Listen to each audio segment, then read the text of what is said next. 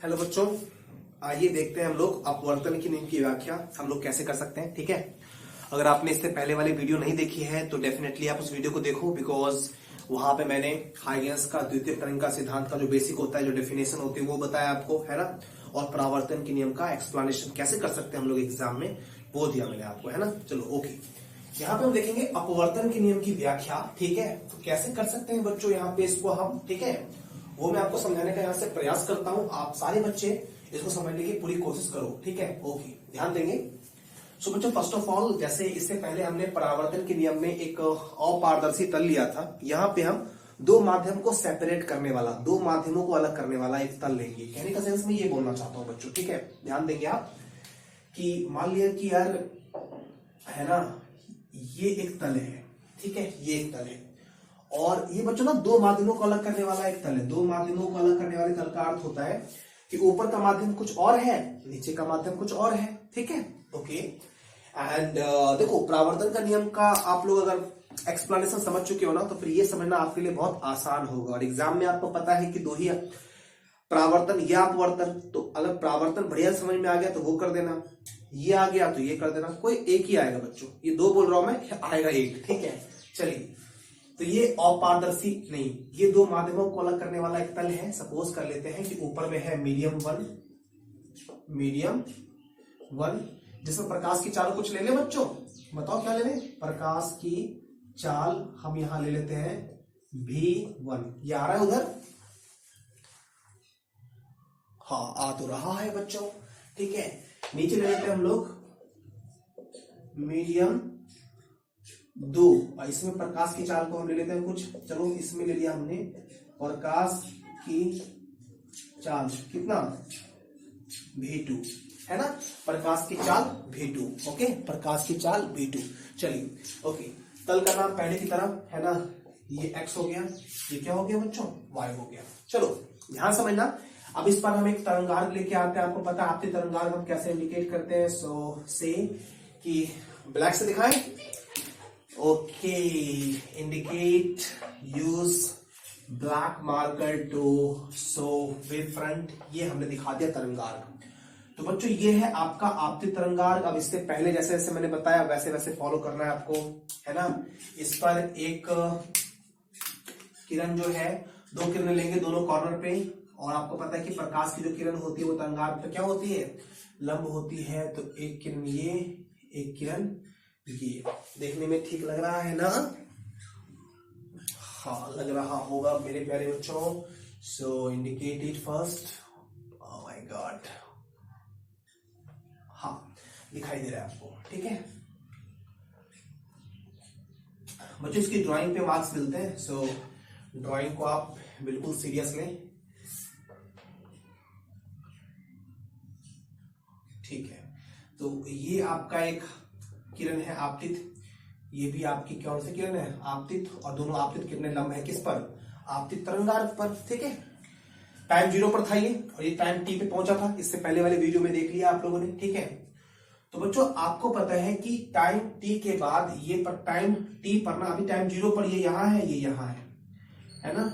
Time t पर ये जो प्रकाश है वो यहां कहीं पहुंची होगी, ठीक है, यहां कहीं पहुंची होगी प्रकाश टाइम t के बाद। तो किस चाल से गई होगी, तो ऊपर वाले माध्यम में प्रकाश की चाल कितनी, V1, और कितने समय पहुंची, t समय में, तो ये दूरी कितनी हो जाएगी, V1t।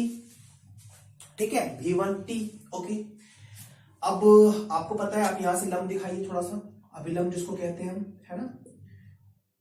अब बच्चों आप जानते हो कि अब ये जो किरण है ना, ये रिफ्लेक्ट नहीं होगी। सुनो बढ़िया समझेंगे आप कि टाइम 0 पर ये यहां था, टाइम 0 पर ये यहां था, टी टाइम के बाद ये यहां से यहां आ गया।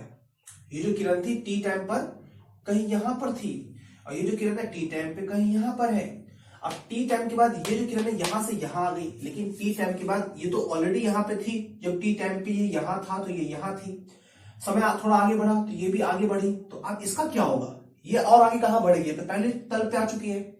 तो इससे पहले के क्वेश्चन में ये परावर्तित हो गई थी, यहां पर अब अपवर्तित हो जाएगी। तो क्या होगा, अगर हम ऐसा बोलते हैं कि ऊपर का माध्यम जो है ना वो विरल है, ऐसा हम बोलते हैं, और नीचे का माध्यम जो है वो सघन है। तो आपको पता है विरल से सघन में आने वाली किरण जो होती है वो अभिलंब की ओर मुड़ जाती है। तो आपने कहा मोड़ दिया इसको आपने अभिलंब की ओर मोड़ दिया। Quite simple. ओके या तो टी टाइम में जब ये यहां से यहां आई तो टी टाइम में ये भी कहीं ना कहीं चला गया, जैसे यहां आ गया होगा, यहां कहीं ना कहीं आए गया ही होगा, पहुंचा ही होगा, है ना। ओके अब ये किरण जब टी टाइम के बाद यहां आ गई तो अब और आगे समय बढ़ेगा तो ये क्या होगी, तो तल पे आ चुकी है, अब ये भी अपवर्तित हो जाएगी। ठीक है, तो यहां पर भी आप अभिलंब दिखा दीजिए।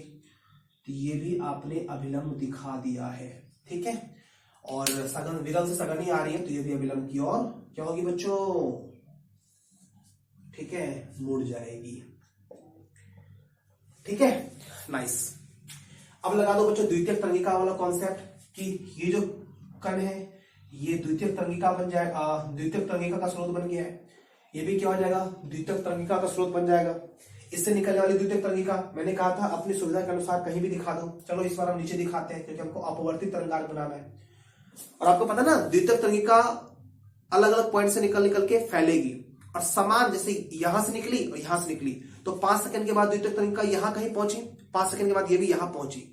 तो ये जो दोनों द्वितीयक तरंगिका है ना, इस पर जब हम एक उभयनिष्ठ स्पर्श रेखा डाल देंगे ना तो ये जो उभयनिष्ठ स्पर्श रेखा रहेगा ये तरंगार्क की तरह काम करेगा। कब, अगर ये 5 सेकंड के बाद इसको भी 5 सेकंड के बाद समान समयांतराल के बाद जो द्वितीयक तरंगिका मिलेगी उस पर अभिलंब उस पर आप स्पर्श रेखा दिखाओगे तो तरंगार्क मिलेगा। ऐसा नहीं कर सकते कि ये कण से निकला एक द्वितीयक तरंगिका 5 सेकंड के बाद यहां पहुंचा, इस कण से निकला द्वितीयक तरंगिका 4 सेकंड के बाद यहां पहुंचा, तो ये 5 सेकंड वाला लेंगे, ये 4 सेकंड वाला लेंगे, तब आप एक स्पर्श रेखा दिखाओगे। ऐसा नहीं करना है। समान समयांतराल पर द्वितीयक तरंगिका पर खींची गई उभयनिष्ठ स्पर्श रेखा जो होती है ना वो तरंगार्क का निर्माण करती है। ठीक है, तो ये कण बनेगा द्वितीयक तरंगिका का स्रोत। सपोज करते हैं कि टी टाइम के बाद इससे जो निकला ना वो यहां आ गया। ठीक है, टी टाइम के बाद जो द्वितीयक तरंगिका निकली, ठीक है, वो सपोज कर रहे हैं मेरे प्यारे बच्चों कि वो निकल से यहां से फैलते टी टाइम के बाद यहां आ गई। ओके, और आपको पता है कि यहां से जो निकलेगी, अगर ये किरण टी टाइम के बाद यहां से यहां आ गई है तो यहां से जो द्वितीयक तरंगिका निकलेगी वो भी तो टी टाइम के बाद यहां पहुंच गया होगा, तो इसकी द्वितीयक तरंगिका टी टाइम के बाद यहां आ गई होगी। Let me make it lucid, make it clear. Red से दिखा दूं, चलिए रेड से दिखाते हैं भैया लोग, दीदी लोग, है ना, समझो। सो ओके,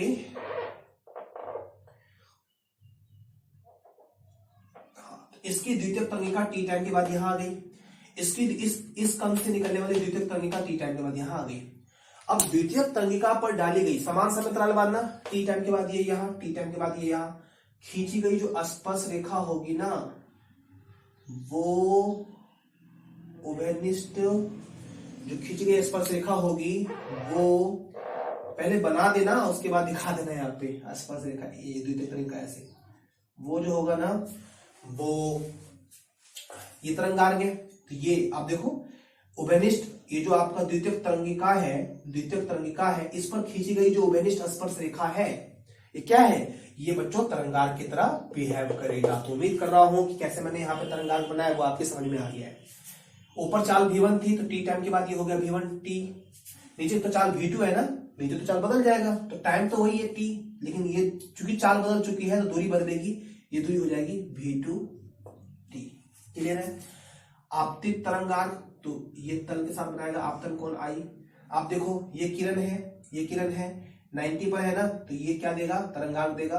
तल के साथ बनता है, तरंगार्क ये है और तल के साथ आपको परावर्तन या आपतन या अपवर्तन दिखाना है तो इसको ले लो R, ये यहाँ पे होगा अपवर्तन कोण, है ना, अपवर्तन कोण। अब नाम दिखा दो बच्चों। ठीक है, नाम दिखाओगे तो आप बोल दोगे कि यार लेट्स से कि ये किस टाइम की बात चल रही थी, ये टाइम 0 का इंसिडेंट है ना, और ये कब का है भाई, ये है टाइम T का। ठीक है, इस पॉइंट का नाम हमने दे दिया A, इस पॉइंट का नाम दे दिया हमने B, है ना, इस पॉइंट का नाम दे दो A डैश और इस पॉइंट का नाम दिखा देते हैं भाई लोग B डैश। ठीक है, okay, very nice.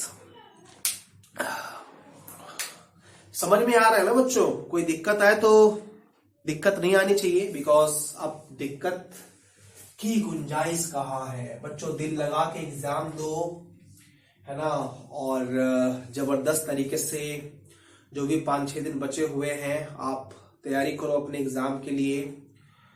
Question bank, fair, आपका अपना कुछ नोट वगैरह जो हमने दिया हो, है ना, वो सारे देखो। जितने वीडियो यहां से मैं दे रहा हूं वो सारे वीडियोस को देख डालो। जो बच्चा आर्ट्स से कनेक्ट हुआ है ना, तो वो सारे वीडियोस को एक रो में बैठो सब देख जाओ। लिखने के ऑब्जेक्टिव को लिखने की आवश्यकता नहीं है, स्क्रीनशॉट लो और दिन में 3 बार 4 बार उसको देखो, याद हो जाएगा। एक वीडियो को ध्यान से समझो, ध्यान से सुनो, ताकि उसमें मैं जो एक्स्ट्रा बातें बताता हूँ वो भी आपके दिमाग में रहे। लॉन्ग टैग को, ये बच्चों थोड़ा सा डिफिकल्ट था, आप ऐसा मत समझना कि यहाँ पे थोड़ी थोड़ी दिक्कत आ रही है, थोड़ा सा ही कॉम्प्लिकेटेड है भी, ठीक है। इसके बाद जो मैं आपको लॉन्ग टैग के सवाल बताऊंगा ना, वहां पे आपको ज्यादा दिक्कत नहीं आएगी। बस इसको थोड़ी मेहनत से आप समझ लीजिए, है ना। ये वाला, इससे पहले वाला जो मैंने करवाया परावर्तन का नियम, ठीक है।